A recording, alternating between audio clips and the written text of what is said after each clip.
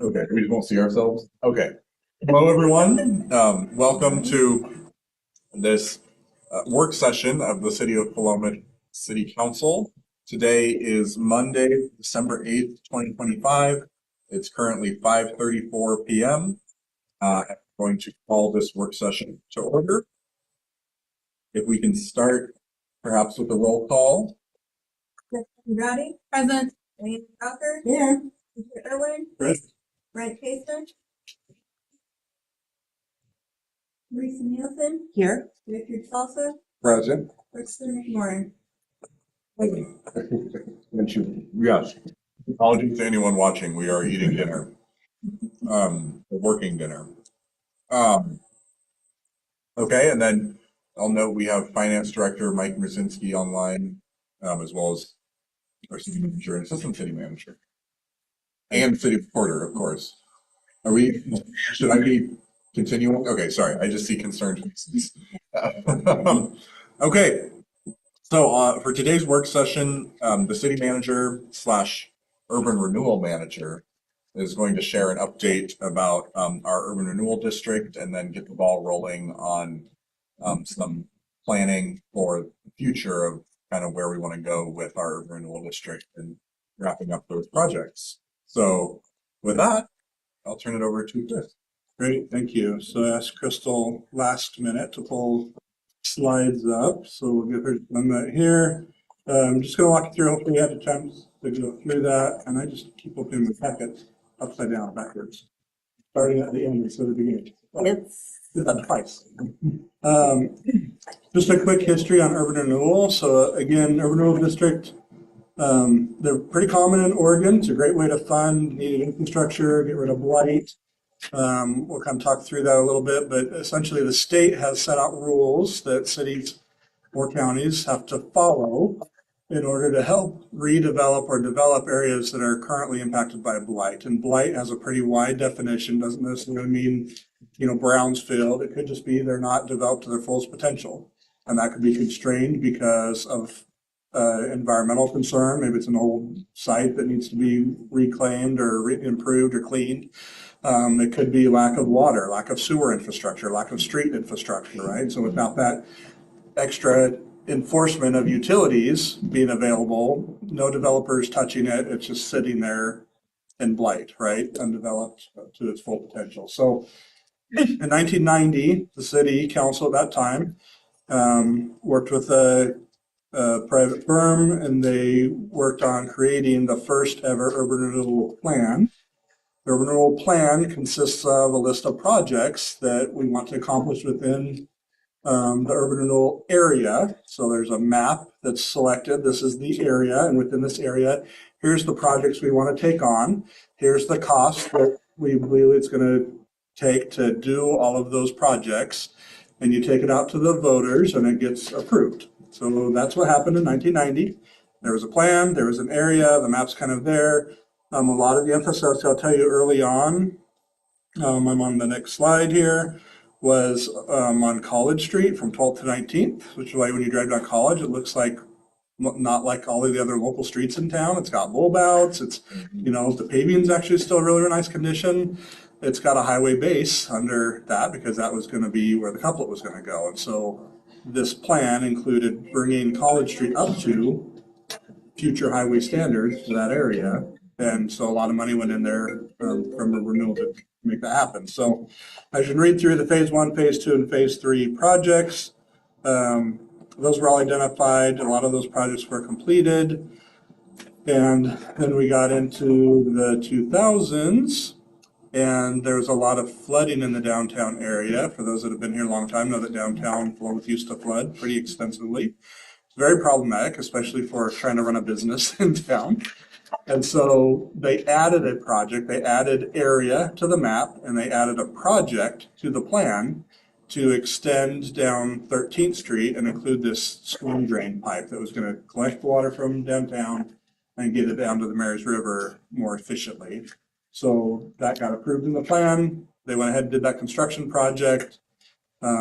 Actually took a few years to pay that debt off, and now that's been paid for and done, and it's dramatically improved the flooding in the downtown area. So that was a nice great way to encourage those businesses to continue to grow and develop downtown. In 2010, they're right. In 2010, we're coming off of the couplet being installed. That was 2007, 2008.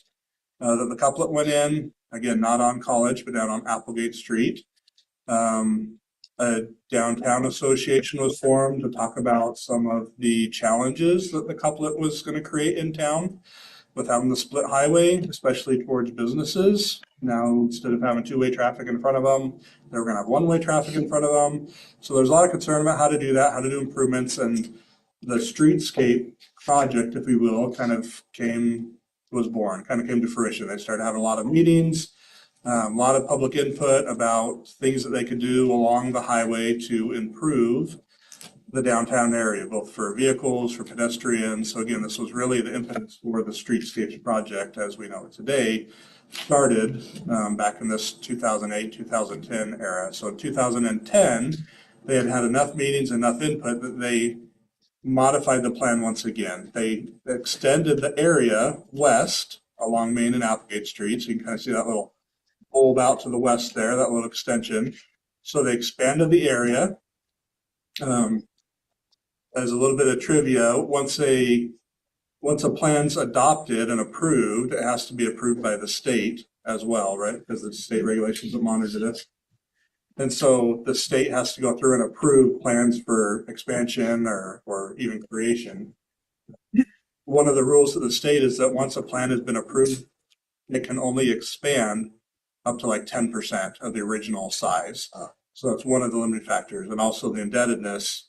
Well, about this time, you had to set a maximum indebtedness, which is essentially the most money that could be spent within the project area with urban renewal dollars. And so we both, in 2010, they both changed the maximum indebtedness. It bumped up to I should know this off the top of my head, 14 something million dollars, I think it was. And then they also expanded the area. So then they expanded like 9.5% or something like that. I mean, it was right there. Almost the full 10%. So those were the big changes. And then the plan included, again, what a lot of us are familiar with when we've been talking about Streetscapes project. A lot of those things were there. So improving the streetscapes on Main, grant and loan program for redevelopment, rehabilitation of facades, financial assistance for properties in the area, off-street parking areas, public spaces. So all that kind of got wrapped in to the 2010 plan update. You with me still? Through 2010? 2015, I'd come on board, was kind of given the plans for streetscapes and said, here, fund this. So started working on it. One of the first things in the plan was, well, if we're going to do all the street redevelopment, we got to take care of the water and sewer lines underneath there first because they're old and getting older, and we don't want to put in a brand new highway only to come in a few years later and dig it all up. So plan for water and sewer under Main Street and Applegate Street. It wasn't in the original plan. It felt like if we don't replace these pipes, we're going to have this blighted area, right? Because nobody's going to want to redevelop within the downtown if they can get water and sewer lines there, or sewer and water lines are breaking all the time and they're having to, use their private dollars to do that. So we changed the plan again.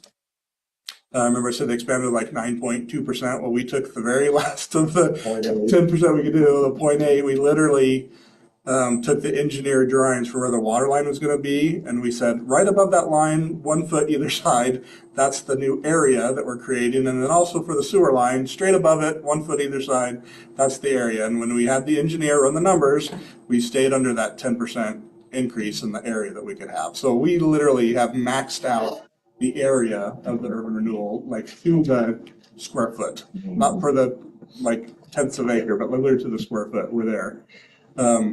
So that was $4.2 million.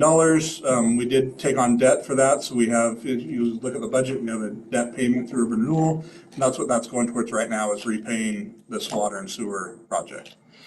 As you know, project got built, got constructed. One of the big complaints we had about our street was we knew that we were going to come back and do a streetscape project. And so rather than filling in the trench and repaving the entire highway over it, ODOT allowed us to just fill in those trenches, which works for a couple of years. But after a couple of years, just filling the trenches and not repaving the whole thing made for some pretty bumpy roads. And those were why we were getting all the complaints on the highway through town, is because our streetscape project didn't come the next year or the year after that. It came 3 years later due to funding shortages and still trying to get money out of ODOT. Essentially, it's a partner with the city. We were there with about half, but we needed ODOT to bring the other half, and it took 3 years to make that happen. So we got a lot of bumpy road complaints, and finally we're able to pull the trigger and get the streetscape project done.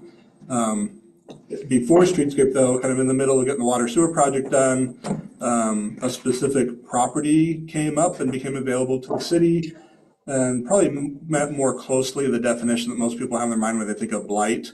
This is an old, dilapidated building. It had been empty for years and years and years, literally had vines and plants growing up through the building. The roof had caved in the middle, and everything inside was getting wet and rained on and weathered. It was just a blighted property right up there at 14th and Main. Just seemed like a great spot for a great building to go in, but nobody wanted to touch it. There was asbestos, there was lead-based paint. We knew that there were some storage tanks for fuel that were there. I mean, there's just all kinds of issues with it. Nobody wanted to touch this thing with a 10-foot pole, 100-foot pole, 200-foot pole. Not interested. So I approached the owners, talked about, taking that on, talked to the city council, and the city council got on board with the city being the one to have to take on this project, do the cleanup, and put it out there for redevelopment.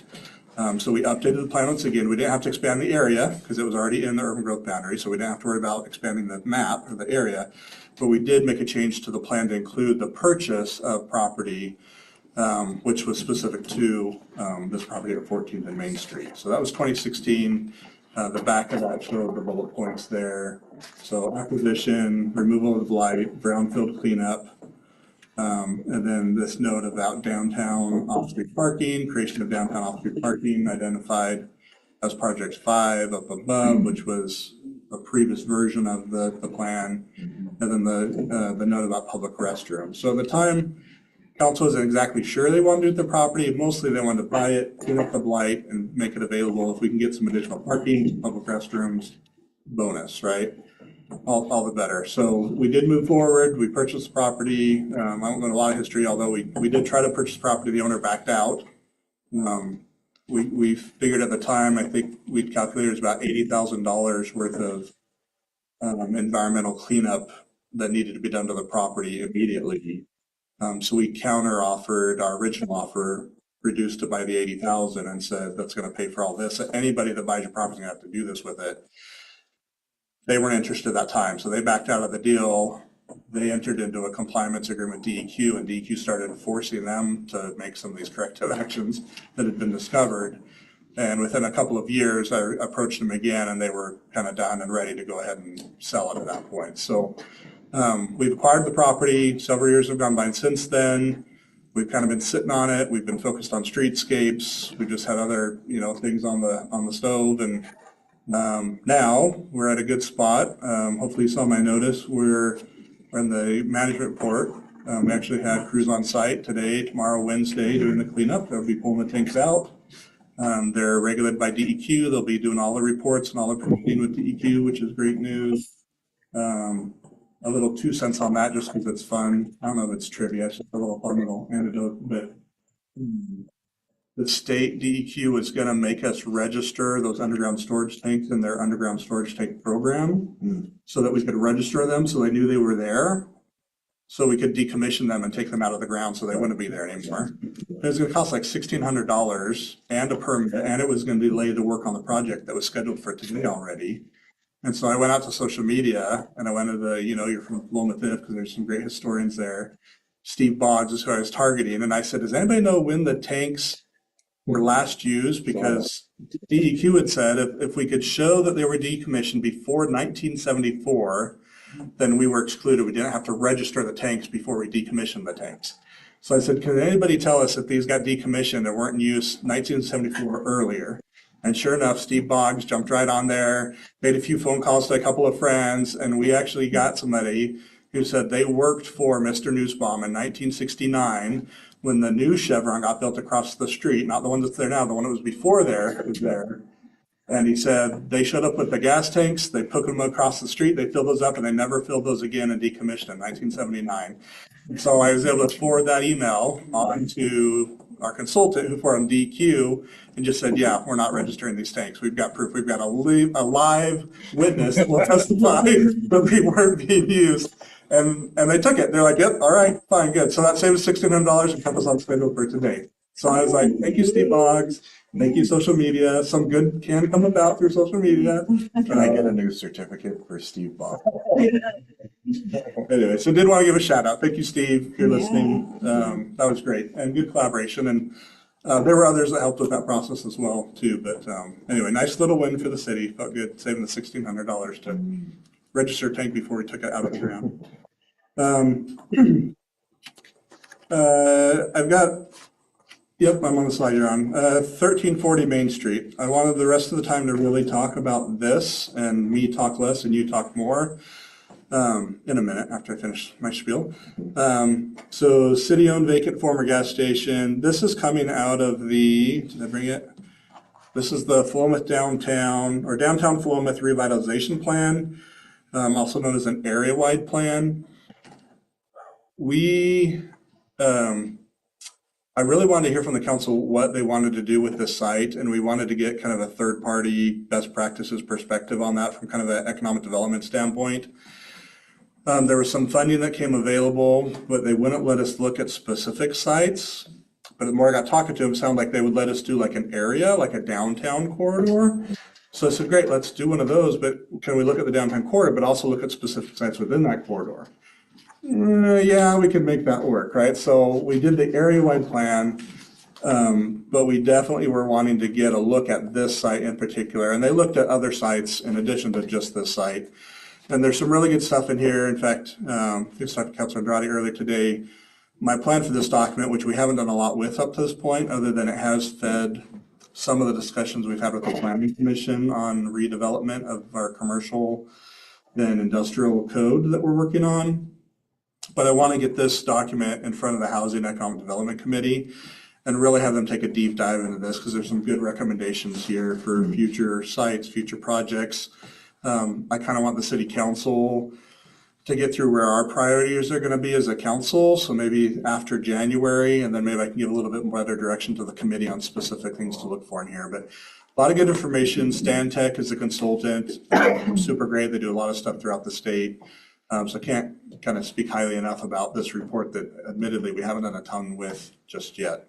And this just came out, I feel like it wasn't that long ago, 2022. So It says on the slide. rounding down 2.5, 3 years. Yeah, thank you. I wrote it in there somewhere. Thanks. Read what, 2022. So this quote comes directly out of there. It's just a background on the 1340. If you turn the page, it talks about, or the next slide, through the area-wide plan, which is this one, community members expressed the desire for new commercial services, parking, and open space amenities in downtown. Also desire for visitor services, public restrooms. There's an opportunity to redevelop the city-owned property with an array of site components that align with community feedback, while supporting downtown vitality with a signature destination. And then it included 3 different options, and we'll talk about those just briefly. Option 1 was the mixed-use project. So I'm on that slide. Yep, thank you very much. It looks prettier in here. It's in color, but it looks fine as it is. I'll just go through this. I can read it quicker and I can explain it. Option includes 2 or 3 level building along Main Street, frontage, ground level, public restroom, a visitor center, occupying one of the tenant spaces. At the time, the Chamber of Commerce was still in the fire or in the police station. We were trying to find them a better place for visitor center than the police station. And so we thought if we could create this new area, new kind of retail space on the first floor and have one of those spots reserved essentially for Chamber of Commerce / visitor center, public restroom, that might be an added feature we could ask for. So that was the thought at the time. Since then, of course, they've moved out of the police station. They went to Timbertown, and I think now they're in the museum, at least have their information and stuff there. I don't have an office there, but they've got their information out there. And side note, I love the museum.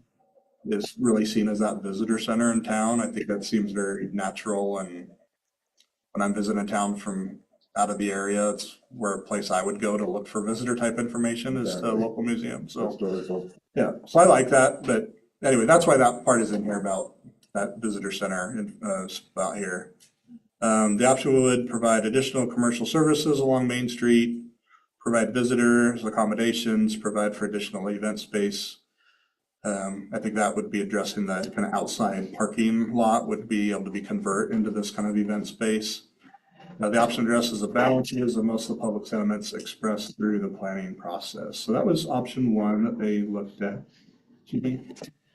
Option two is public plaza and visitor services. Option to transform the site into a public plaza along Main Street, accommodate passive recreation and community events such as the farmers market. Shelter with public restrooms, informational kiosk would be provided to provide visitor accommodations. Public parking could be introduced along the alley. This option would create a signature open space amenity in the downtown core. Not a great photo. In fact, I think I grabbed this photo out of context a little bit, but I wanted to give something as what a parking lot, parking plaza. Obviously, it could include more trees, more benches, more of a park plaza area. But an important component of this was some additional parking. If we could get that, and then your added restrooms and stuff there. The third option was a redevelopment block. I think this is kind of step back and looking at that entire area rather than just focus on the property that just the city owns. I think to be very, was to look and maybe talk to Pioneer and be like, hey, is there an option for like a full block redevelopment here? Or are we just looking at our area? Maybe looking at the acupuncture place next door, or there's a little, call a strip mall, another kind of 3 business area right next to that. So that was kind of this, is focus on a more comprehensive redevelopment project, occupying the entire block on the south side of Main Street between 13th and 14th. Option would tell site assemblage amongst the various parcels, single development entity to redevelop properties for mixed-use development. Potential programming would include new buildings along the street frontages, internal parking, public plaza. Though complicated, this option would have the greatest catalytic benefits to downtown. I've talked to Pioneer a number of times on this topic. They love being in downtown Philomath. We love having them in downtown Philomath. And yeah, they don't have the customer usage walking in and out of the door, paying the bills like they used to. But they love being here, and frankly, I don't have any plans to tell them they're not welcome in downtown. We love having them. They're an anchor. All the infrastructure goes to there. That's the hub.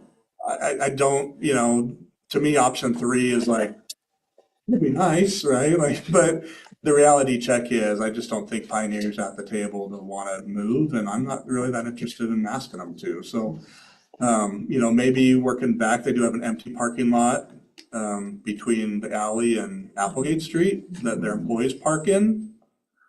Maybe there's a deal to be made there with some type of joint venture or something. So conversations to be had, but to me, that one's a little bit limiting, right, as far as an option when it comes to the reality of things.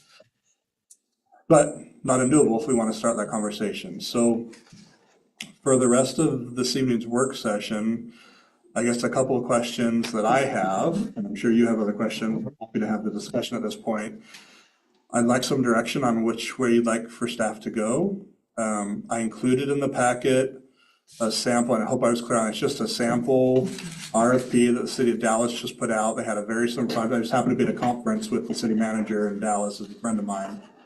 And I was talking about this project and getting the cleanup going, and he said, oh, we have a project in downtown. We just did the same thing. We're looking for like a motel or maybe, mixed use, retail, commercial, or housing up above.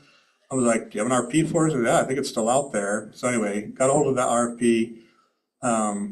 Pretty similar, some similarities for sure. If this is the route that council wants to go, it wouldn't be a very heavy lift and monetize this RFP. Maybe some more inputs on specifics we're looking for. A bathroom amenity is still on the table, I think, to say, do a mixed use, give us a commercial first floor and put a public restroom in there that's open while businesses are open, right? And so I think there's still some things we could customize this for things that we're interested in based on the plan and based on the council's desires or the urban renewal agency's desires. But I just want to provide a template on what that would look like. And if we wanted to do, again, I thought the hotel lot was interesting there. It's not in the current plan, but as you've seen, we can amend the plan. It takes the urban renewal agency to say, Well, we said parking and restroom, but what we think now is a boutique hotel or retail commercial or whatever. So if you want to be more specific in the plan about something you'd rather do today that you weren't thinking about 5 years ago or 4 years ago, the plan can change. We just need to update the plan, submit it, get the approval, and then we're okay. So again, just some options, things we hadn't thought about, things that we have talked about, things that were in the plan already. That was just an example. So I'd like to hear from the council. Do you like any of option one, option two, option three? Is there a need to go out? Does the council feel like there's a need for more public input on this property?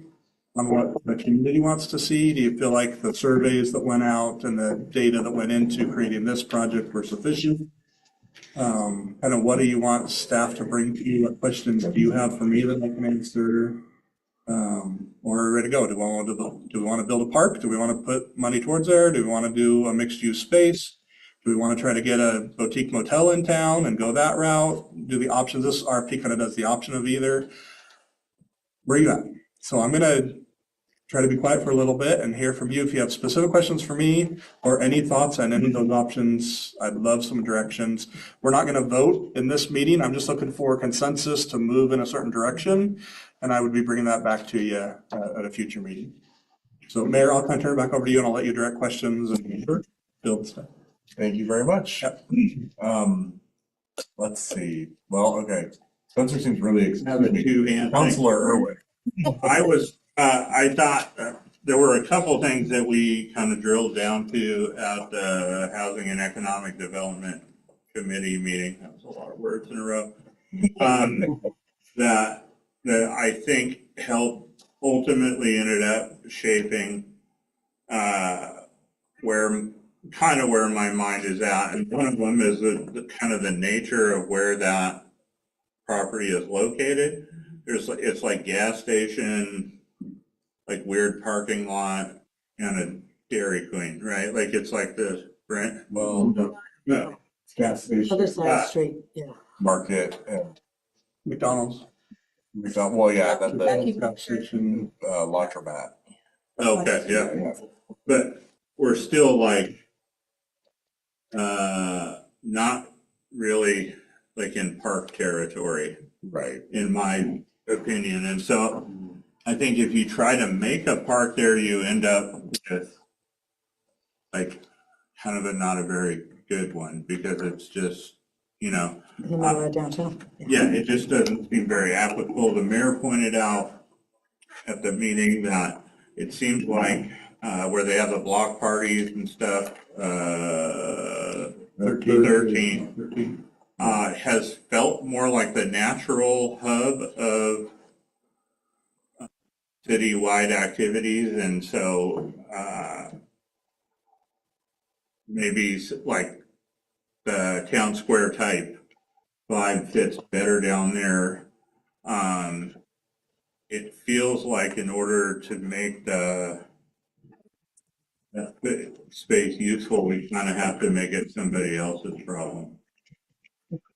To say it, like, frankly, right? Like, or I mean, certainly we could give some direction, but I think trying to develop that into something that it isn't naturally would be difficult. And so I think it's better, I think we decided kind of as a group that it's better suited either mixed use or residential or hotel rather than a plaza type situation, despite I think all of us wanting like a cool plaza gathering area.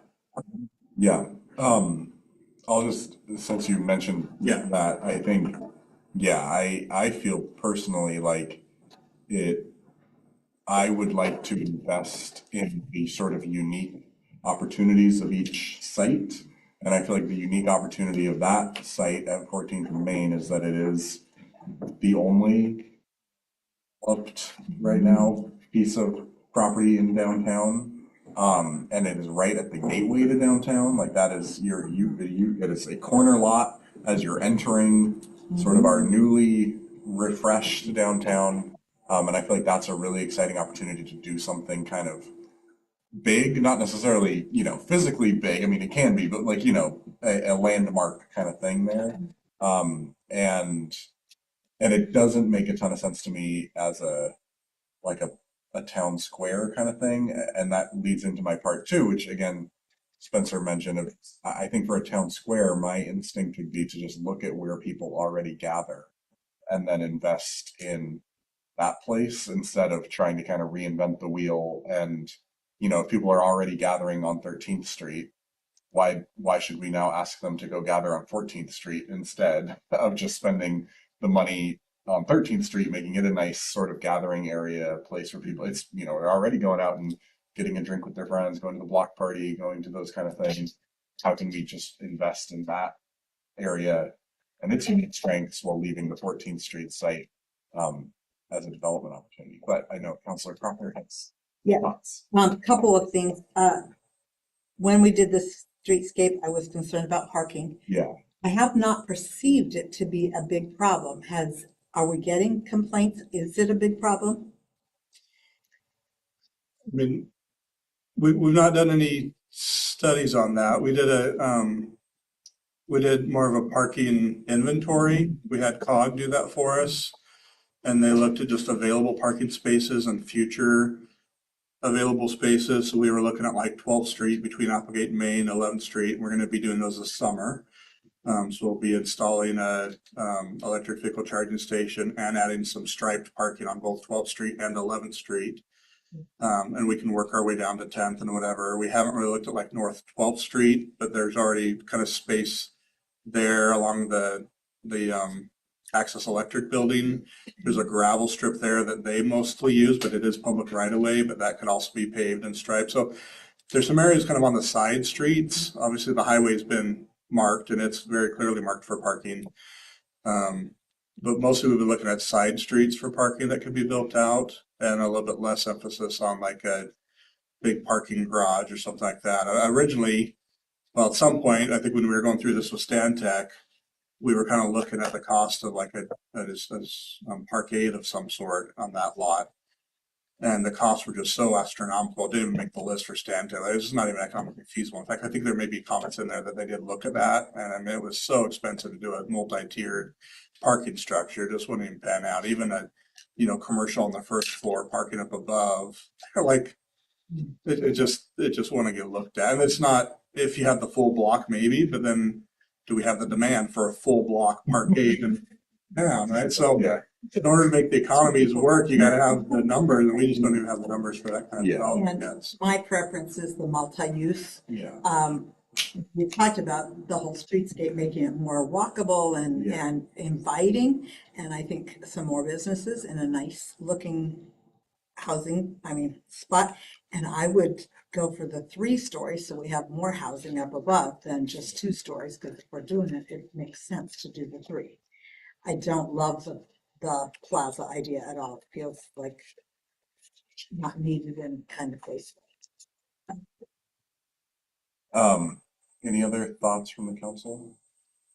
Yeah, Councilor Nielsen. Councilor Causey and I spent some time at the farmers market, Oh, and we did some polling there about public spaces.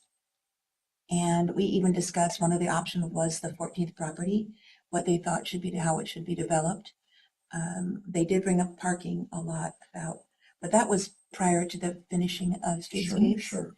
And since then, I personally haven't polled anyone, but I haven't heard a lot of people talking about troublesome areas there. But I think for me, increasing our commercial services, whether it's a restaurant, whether it's other type of commercial buildings, makes sense because of location of the property, as you mentioned. I think it makes the most sense overall and long-term for the well-being of our downtown commercial district to really consider that facet seriously before we decide, we're going to just make it a parking lot. I think the potential for doing something really good to make another landmark area in Philomath would be really good. I think we could do another restaurant. I think we could do another type building that would bring more people in. We already have a beautiful downtown. I would love to see that continue and expand and bring more businesses, bring people out of their homes and strengthening our sense of community and bringing tourists in also, which wouldn't be a bad thing either. I'm not sure. I'm a little hesitant in putting residential housing in that location. In reading this proposal from RFP, is that what it was? From Dallas, I hadn't considered kind of an upscale or different type of lodging until I read that. I think, and then I got thinking about OSU and the functions they have, and how we have several friends that have VRBOs, Airbnbs in town, and they're always, always, always booked on functions that OSU has. And if that was the case, maybe we could do a sort of, maybe that's an option someone might consider. So I don't think we should close off that option. But I kind of like this mixed-use project personally. Yeah, I guess that's a great maybe segue. It sounds like, unless if someone has strong feelings they haven't shared, feels like we're reaching a consensus that we would like to develop something there as opposed to, yeah, develop a structure, a multi-use structure as opposed to a town square or sort of visitor center type of thing. Which maybe is a good segue then into the next phase of the conversation, which is just sort of, do we have strong feelings about what we would want that to include? And I'll just say really quick, I think for me, and I'm open to if the council feels differently, for me, it's more about how that would look and fit into the downtown area. And then I'm open to kind of whatever a developer thinks is the right business decision and the right thing for their, development. If they think that's housing, great. If they think that's a hotel, great. If they, if they want offices in there too, cool. That doesn't matter to me as much as kind of making sure that it completes the downtown feel. But if the council has strong feelings, I guess what I'm saying is I'm a little agnostic on the contents of the building. I would like it to be some kind of, commercial, retail, something on the ground floor. But other than that, yeah. Can I just say one thing? One thing I do have a strong feeling about, and then that's a public restroom. I Okay. think as we try to encourage people to get out and to essentially walking and enjoying the beauty of what is Philomath, I think having a public restroom has its benefits for those that are walking or those that are out and about, those that are visiting.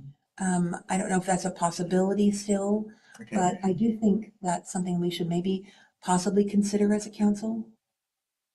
Councilor Andrade? Yeah, agreed. It's an accessibility concern all around. I do agree with the idea of like a mixed use. I am curious to kind of hear more about how, like, I'm not quite sure how large the parking space is suggested to be and what kind of events could be put there. Like, I don't have a conceptualization of like Yeah. what that And I think, area is, but I'm just curious because like, I know we're saying, I agree, overall, that's not necessarily the best place to put like a town square plaza or have like some big people gathering event because of all of these like car related things around it. And also it is within a block of Timber Town, within a block of Dirt Road, within a block of Disney, like it's within a block of a lot of other things that are also, attract people walking. And then also it reminds me of Newport and how they have their farmers market in a parking lot at the end of like right next to, yes, it's right next to City Hall, so there's that thing that's different. And I know they're in talks about potentially putting a couplet right around there, so they would have like a farmer's market plaza type like parking lot. Like it's not a for sure thing, but just knowing that they're even considering that idea makes me wonder down the road, if we were to have any sort of outdoor gathering area, it might be worth it if as like businesses come and go and places get in with property. I don't know. I don't know. These are just random thoughts I have. yeah. I think we were talking to the farmer's market about this space and this lot, and Chris and I pulled up some acreage on this area. They were looking to expand kind of behind the library there. We were trying to look at some other areas, and I believe that that spot was actually smaller than what we could provide them here. with Okay, that extra that's good to spot. know. So even though it looks, when you think about it, it looks like there would be more space there. There actually wasn't when we looked at it. More constrained. Having the highway on both sides of you does constrain you a little bit more. It's pretty easy to go down 11th and expand or park down 11th Street and, you've got quite there, but when you're in between the highway, we propose other challenges. When we do the events on North 13th Street, yeah, you can't usually park like right there at the block. You got to go somewhere, but you can go north. And as long as you're north of 13th Street, then it's a pretty easy walk. You don't have to get across the highway to get there. So there's definitely constraints, but size-wise, you're right. Yeah, it's not bigger for sure than what we have for urban. Yeah. That's good. And I think maybe one clarification too, I feel like this sort of, satellite view mock-up of option one was, I think, oriented more towards when it was gonna be like a smaller, like visitor center type building. And I think what the Dallas proposal is more like the whole lot kind of being is that right? Or, They have some mock-ups on page 10 of the RFP. It looks like they have some on-site parking and stuff in the back. I mean, it's like, you look at about half the block, because it's kind of L-shaped. So, and it looks like the building, at least they're going to drop. And again, we're reading a lot into this, but Sure, yeah. I think that there'd still be some on-site space for parking or whatever, Sure, based on okay. what they're looking for. Look, We don't have any, next to our state legislature, we don't have our state DLCD, I should put credit where credit's due. We can't require parking for commercial structures anyway. It's really up to the market to decide if it's beneficial to our customers to have a place to park. If not, out on the street, then they'll provide it. And if not, there's no requirement for them to have to do it. And that's any new business, new development in town. well, to clarify, I guess because looking at option one, it says parking / event space pavers. Right. So to clarify, you're saying that it would be more of, are you not thinking of having parking then? I guess in my mind, I was almost looking at this as like almost option three, except we're not buying out the whole block. But like we're just kind of turning over I the see. property to a developer with certain conditions around aesthetics or a restroom or something. And then if they, however much they want to use of that lot to build a building versus the parking versus put a little tree and a bench, like that's up to them, Very great thing. Oh, yeah, it's a good question. I think we didn't make that clear. Just really quick, we get to Councilor Crocker. I also want to note, just so we can all be worried, Councilor Crocker has two separate. I read here. Yeah. First of all, the visitor center, I think, needs to be more accessible than the museum is. And maybe we need to put some sort of money to make that more accessible, because the only wheelchair access is in the back, and that stinks, in my opinion. So, Working on that. So they have a plan to upgrade their front. welcoming, Yeah. if they can't get in, yeah. Yeah. Okay, and then, don't we have to have parking for the residents if it's residential? Anymore. That's crazy. That's just asking for trouble, in my opinion. But again, I think you would be hard pressed to find a developer that wouldn't want to build any. There's a lot of uproar about, boutique hotel. yeah, there's a lot of uproar about that initially, but what cities have found is that developers are still putting in parking because it's what their future residents are gonna want, it's what their business customers are gonna want. So as much as there was concern at first of the cities and the planners especially going, developers aren't coming in and building from block, Yes. prop line. They recognize there's gotta be some on-site. Depending on how they use, boutique motel, they may have other things, they might have an off-site place, right? Or, so hard to tell. Yeah, very few people would be traveling to Philomath without a car to park. And then if you have to charge parking because you have such little parking, then it's annoying. I love the idea of a visitor center actually out in the view. But it wouldn't have to be big, or it could be part of the hotel lobby or something, I don't know. Is it worth, maybe just for some direction here a little bit, to go through the RFP that was provided pretty cool. Just kind of talk through things, likes and don't likes or things, because I'm feeling mixed use structure. Right. So maybe that would help give me a little bit more concept. I mean, the first, and I could just talk through it and interrupt me. I mean, the first page is the first page. We could duplicate that. We could replicate the executive summary portion there. Part about Central Willamette Valley, we would, obviously switch that up for the city stuff. Who the city's looking for. It's pretty straightforward. We're looking for real estate developers, development teams, expertise in mixed-use hotel, housing, or other development types consistent with the community's vision. All the teams should be led by real estate development firms. Otherwise, I think that's all relevant. Potential development incentives. We offer most of these with the exception of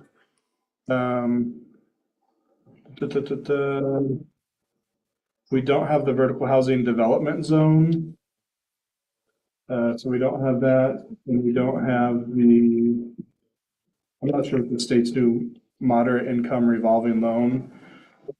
I'm not sure what that one is, but we do have our transit lodging tax.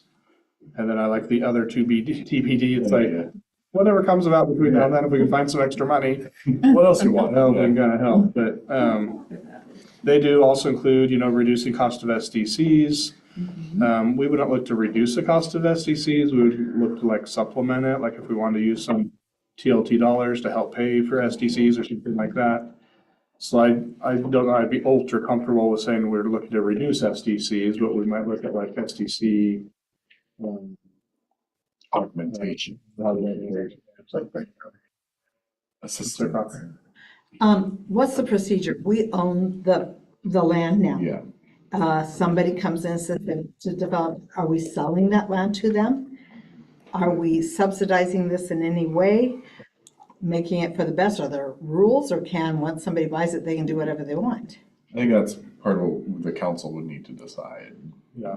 So they've got some information here, and I'm not gonna be able to pinpoint right away, but I don't know that you necessarily put that out there. You're just saying, we own a piece of property, we're interested in this type of development, we're looking for a partner, right? And then that partnership could evolve into a land donation and contribution towards SDCs and a grant that they're trying to apply for that we're gonna help sponsor. It could just be, look, we'll pay you $100,000 for the property and we'll build this. So I think that you don't necessarily put your cards out on the table too early, but you kind of say, we own this piece of property. It's been recently cleaned. DEQ's given it their rubber stamp of approval. What do you want to do? Here's the things we'd like to see. Give us your best pitch and we'll negotiate with you, right? So I don't know that we would necessarily specify what we're willing to give as part of negotiating that active. We just tell them what we're interested in doing and we want a good developer to come in and pitch something. Yeah, Councilor Jordan. Follow-up question. So then it sounds like the process is similar to what we're doing with Commonwealth. Is that correct? Similar, yeah. Anything that's particularly different? With Commonwealth, we kind of did more of a one-on-one with them. We didn't do the RFQ, request for RP. So we didn't put out, we had the option to do that. We talked about that. It's we've got this offer, do it with Commonwealth, they're a good player, or we could pause and we could put it out to everybody and see if anybody else wants to submit a proposal. I see. We decided at that time Commonwealth was a good player, we would just as well to save some time and just go that direction. This would be the opposite, right? So we don't go for just one, we would just do a big shotgun approach and try to get it out to everybody and try to see who would come to the table. And then we'd have a selection process to pick what our favorite was and keep somebody in second spot and see if we can negotiate a deal with the first one. But once we make that selection, it'll be very similar. We're gonna negotiate something, come up with some type of a sale agreement that had some conditions in there. We're gonna put some deed restrictions if we, depend on what we want, they're willing to do. I really like the public restroom idea, if you can get it. I kind of like the option of the hotel. If that was what we'd want to do, we'd need to probably go back in and amend our urban renewal plan, which again, the urban renewal agency gets to do. So there may be some caveats to change, but if the restrooms are in the hotel lobby and that's what's open to everybody, and so I think there's things we could look at, right, and see if that makes sense. Yeah. Even a commercial strip on the first floor, the employees have to go to the bathroom somewhere. And it may not be a negative to say, like, just have one set of restrooms that everybody gets to use, including the public, right?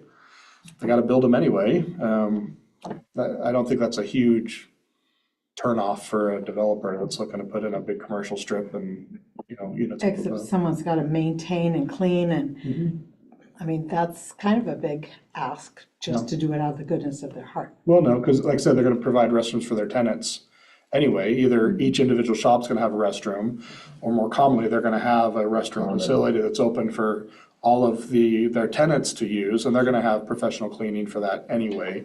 But it would be on top of that, open to the public, right? So, yeah, it's not a freebie, but do you want the land or do you not want the land, right? So. Unless, I guess, so going back to the idea of potentially, I mean, I don't have strong feelings about, where would be a good place for the chamber or some sort of visitor center or whatever. But if there was interest in having a sort of visitor center, then in that case, you would have public restrooms available with the city, and then the city would be a tenant, or would that be a chamber thing? Or, because like, I know we support them, but also we're not them, and Yeah, I think that would be more we could complicated. negotiate however we want to. If we wanted to put in a proposal that the city wants to reserve, 600 square feet or 800 square feet for city purposes, i.e. a visitor center of some sort, Okay, we'll see if we can get them to bite on that, right? And then if we want to come up with an arrangement with the chamber for use of that space, we could do that. Or, there's nothing that says the chamber has to be the visitor center for the city either. They've fulfilled that role and they've been happy to do it, but it doesn't necessarily mean that's where it's always going to be housed, right? We could have another downtown association that starts up again, and maybe they want to host the visitor center instead. So,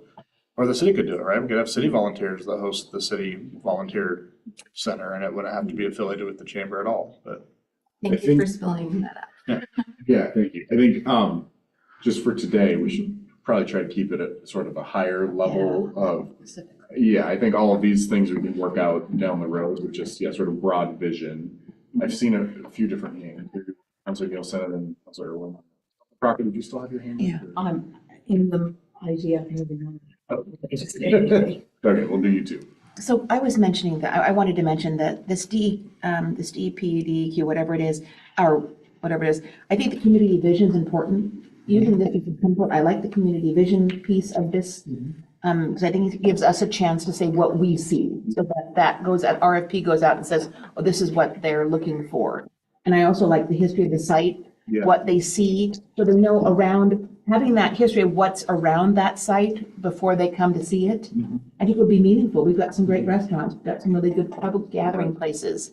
So that having that information available to someone who's reading this would be meaningful to me if I were an investor. Is there anything specific in the community vision that you don't like, that you wouldn't want to, we could just copy this. It's generic enough. There's nothing specific in there. Dallas, says the word Dallas instead of Philomath, but is there anything there that you don't like or anything missing from there that we'd want to add? I thought all of it was pretty relevant to our. Yeah, I did too. Things. I really liked reading this, and if it's good if I, as a non-investor, think this is interesting, I think it speaks to what it is. Does anybody else have? Well, could we mention the streetscape? Sorry. Oh, As far as the Streetscape? amount of what money's been invested in our downtown area, I think that would be meaningful to someone coming to invest. But they just put a huge investment into the streetscape, the downtown area. They're really working hard to make this, so it must have value in all investments. Yeah, I was just gonna say the streets, casually mentioning we spent whatever, making everything pretty, just in time for you to move in. And I feel like one thing I would like to capture is kind of this idea of momentum. I'm under no impressions that Philomath has the world's most beautiful, bustling downtown, but I do feel like our downtown 5 years ago versus now, or 10 years ago versus now, there is a very clear momentum building, and we want this to really kind of be the next,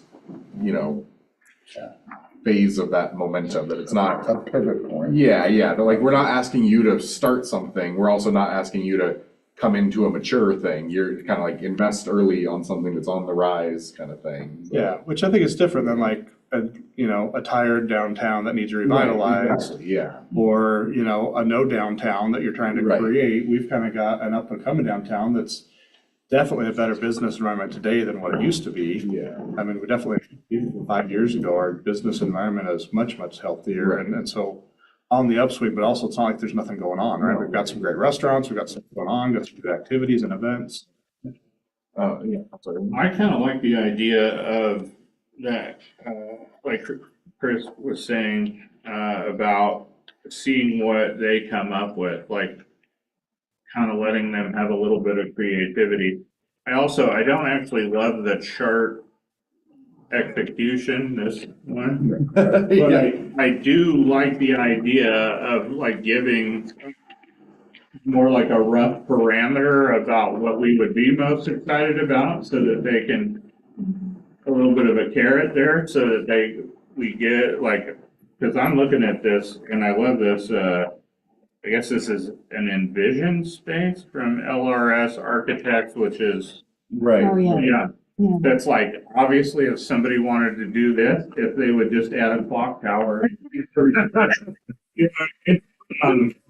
But like this, I think obviously this would be an amazing thing, and I don't know that we're gonna get Yeah. kind of, that seems like the Yeah. altogether honeypot, but. I should have brought, on Friday, Adam and I showed Crystal, I actually had ChatGPT do a rendering for me, and it looks so freaking awesome. But you have bell tower, so I had to do everything the same except for add the bell tower and maybe the fourth floor, make it like half and some open area up top. I hit enter and then I had to go. So on my computer, which didn't turn on for me today yet, I've got a really, really cool render, and I would have loved to have shown with you tonight. But again, it's very premature. I wasn't even sure where the council's going with this tonight, but that could be done, right? Obviously, we I would mean, get something yeah. out there. And yeah, I love the rendering they did from the bird building. It's like, if you know downtown Dallas, that's like, yeah, that fit in perfectly there. Yes. And obviously, we'd be a little more timbery than this or Yeah. whatever, Oh. but I think that was one thing Chris and I talked about. We'd probably just include our existing like Yeah. Timbertown design guidelines and the RFP goes out. Yeah. So But this fits really into Dallas. If you've been, I drive through Dallas all the time, and this definitely Yep, just it fits fits right perfect in. there. Yep. yeah, Councilor Crocker. That's what I was gonna say, is I think we need a standard of design. Yeah. We needs to fit into the Timbertown Yeah. thing, and, I don't want cheap stuff put in there. I mean, I wanted it affordable for me, of course, but I want it to look really nice. I don't want it to run down in 5 Yeah, years. yeah, yeah. well, I think this is cool. I guess my final kind of point is like, we don't know what we don't know, and there might be people that build something really neat that would work well in this space that we don't, Yeah. aren't anticipating, like their whole kind of, I don't want to gimmicks that indicates No, yeah, weakness, but like their niche, thing. yeah, it's like, yeah, their thing is, Yeah. maybe it's not quite this, but it's a cool flex space with Right. mixed use and some residence or office, I don't know, but yeah, that would be where we'd be like, wow. Yeah. That's the thing we needed. Yeah, I would agree with that just really quick. I think, I think, like I said at the beginning, my preference would be we sort of say what we want the shell to look like, and then I'm happy to kind of let the market decide what should fill the shell. I'm not a hotelier, I'm not a apartment, designer. I don't know what is if someone feels like they can make a profit building a hotel there and someone else feels like they can make a profit putting apartments there, I would love for them both to submit an RFP, or if someone else wants to, build their new company headquarters there, it's like, great, they should, throw their hat in the ring too, that's awesome, and then we can kind of go from there, but I would definitely stray on that side. I don't think we need to sort of dictate the use as much, but yeah. And we don't always even know what people are looking for. I was having a conversation with a friend of mine who used to have a business in Philomath, a bakery, a really good one. And she was talking about how she's been looking around Philomath. She loves Philomath, but know where to land again. And so we don't know what people are looking to do and what those potential for expansion of whatever businesses. So I think giving them another option, giving them some opportunity to, is a good thing. Chelsea pointed out on page 23, it talks a little bit about the RFQ qualifications phase, and then followed by the RFP proposal stage. And so it kind of spells that out a little bit on what the qualifications would be. And so there's multiple steps there to make sure that we're getting the right types of proposals in here, right? And at any time, the agency could just be like, we don't like anything we got. We're going to try again, or we're going to adjust this a little bit, or maybe we got something in and it was way off the mark. We're going to clarify and we're going to go out again, right? There's no requirement you move forward with any of the proposals that you get. You just keep adjusting this till you get the right thing that you're looking for. So that's in there. I will just say, too, on any of these, just look through the sections. I mean, a lot of this is stuff I feel like staff could really take a first really good stab at and maybe get 80% there. Come back with some questions on things like, we're not quite sure, like, do you have a preference for a hotel over mixed use, or do we want to just leave it even? They kind of weighted heavier for the hotel, right? Yeah. You would have to, those types of questions I can bring back to you at a future meeting and have a discussion about those preferences. But I do think, kind of like this conversation tonight, maybe let staff take a first stab at this. If this is the direction that you feel comfortable, we can go through, we can philomathize it, we can do some renderings ourselves, which again, we could replace or do something different, but I think we do this by 80% way there, come back to you with some policy type things, get your feedback on what you're looking at. We can open up for a public hearing and see what people think, like, hey, here's where we're at with our proposal, what do y'all think? We could put a little survey together if we wanted to float a survey, although, there's always caution not over surveying people, but there's work we can do still. We don't, we've been sitting on this property for a few years already. Just because it's getting excavated, it's gonna be a gravel road, we've got some momentum going, but it doesn't necessarily mean we gotta pull the trigger next week on this either. We've got some time. But if you're ready to go, we also could move on this pretty quick, right? I mean, this rolls into a priority for the city council. Right now, the priority for the council and strategic plan is to get it cleaned up.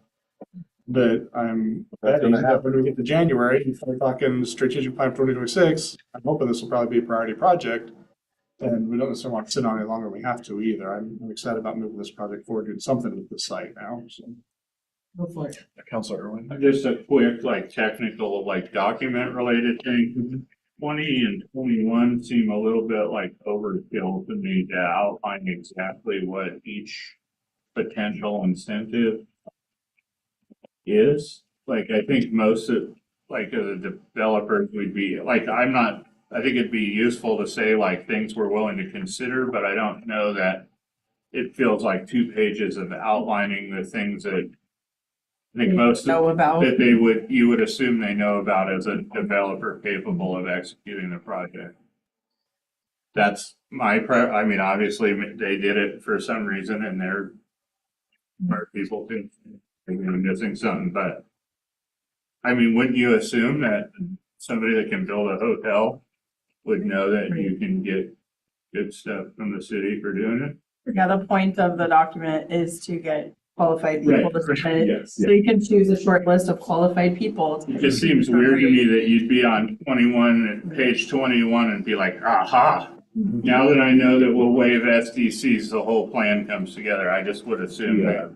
Or if I only know that Shemekiah Community College was gonna provide it, Yeah. of course, then I would have submitted, but they didn't have that in there. I didn't know, right? Right. So I think that's kind of the point, right? None of these is really big enough to be like, List is Yeah. probably adequate. Yeah, just we're interested in, we'd be willing to incentivize the development. And might be appropriate once we kind of find something we like, to be like, hey, here's some things we're willing to consider Right. when we negotiate. And maybe that's where we're getting to, is eventually we're gonna negotiate on maybe any of these things. Yeah. But, yeah, I'm, Yeah, I do think there's some value to I'm just imagining if I were on the other end, the dollar amounts, it's one thing to say TLT, and then it's another thing to this would generate 150,000, 70%, okay, now I can actually see what our financial gain, opposed to allegedly the city has some pot of money that they might share with you. It's well, great, okay. I can see if you were doing the request for proposals, that's going to take a lot more time. Right. And at that point, they probably are going to know. Yeah. more specifics of what might be Or at the fair, table. yeah. Okay. I get the one other thing, Chris, tell me to like stop talking if I strain things we shouldn't be talking about. Oh, yes, Chelsea. I will say, just to share, we do need. Stop. I do. We do You're already need a there. little bit of a break between meetings. Okay. If we're having some conversations with our finance director. Oh, okay. It's remote, so we Okay. just a lot of time to make sure that we can meet some equipment. Just so you're 20 minutes away. Okay, we can wrap this up in a couple minutes. So you're fine. I just wanted to let you know that's on the table. What the mayor's saying is what you'll see when staff is back is we've had some conversations with some of the neighboring properties. They may be willing to have a discussion as well. And so we'll want to probably talk at some point in the future. Do we include that in the RP? Do we just mention it? Do we include like the city urban renewal agency is going to purchase that property and put it out there with the whole thing? Or do we just say this property and this property may also be available, contact the owner kind of thing? So we'll need to talk through that a little bit more, but the mayor and I have been a little proactive, reach out to some of the immediately adjacent properties, see if there's interest. Mostly to tell them, there may be a whole bunch of construction happening on the site in the near future. You want a brand new office for the acupuncture place and. Right. So those types of conversations have kind of been happening just to kind of prepare. And they've expressed a little bit of interest, like, maybe now's the time if the right offer came about. The catalyst for all of that conversation was, as we talked, we've got a little bit of money left in urban renewal in our total amount of indebtedness. It's not a lot. I think it's like $360,000. So if the urban renewal agency wanted to acquire property, it would essentially wipe all of that out and we would just acquire property and include it in our land that we're putting out there. The alternative would say, again, just we're willing to negotiate this and the neighboring property is also willing to negotiate something, maybe give us two options if the land was acquired and if that land wasn't acquired, right? So I just think about that a little bit too. And since we kind of back where we started, I foresee having a conversation with the council about 13th Street and some pedestrian amenities we can make to 13th as that more destination event space. There's some, things we could do for $300,000 to make that a much more inviting spot for weekend festivals, events, evening events and things that would be kind of cool. Some, overhead lighting, some additional seating areas, pavilion, a kiosk. I mean, there's some stuff we could do that's fairly low hanging that would really make that spot more inviting and make it more of that plaza that we're all talking about and wanting. So that'll be a future conversation, probably when we get into strategic planning and what we foresee doing, where I think we could spend those dollars probably more more effectively than just buying a piece of property and add that to it. But Okay, any other questions or thoughts before we wrap this work session up? All right, then I will adjourn, not agend. I will adjourn this meeting at 6:42 p.m. and return at 7 p.m. for our regular meeting. Hopefully,